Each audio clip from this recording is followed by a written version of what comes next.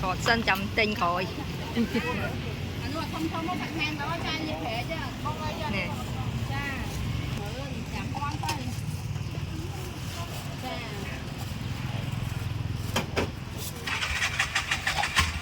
Thọt sân chấm tinh khỏi.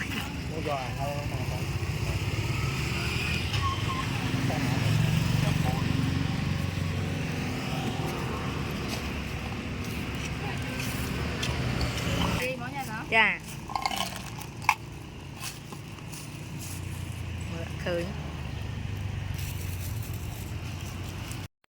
Tới viên nơi ở lồng đọc pe nằm sóc từ cô ở lại nhưng thơ ca nó nghe là vô tiết là chụp bẹp lại là vô sang về chụp bẹp vô tiết thì ông mà khoảng người ta nó hỏng thời tôi nghe ném làm tinh mà xài bẹp đi tại vì mình ấy xài khoảng nhưng ta buông hàm khoảng tiêu là như tôi cho thử lãnh thử bây giờ lông vẹn khổ đi mình khổ khi gì đấy trụng không thầy hoàng đấy nè thì hỏa ăn thì nó bình bao nhiêu nè nè nè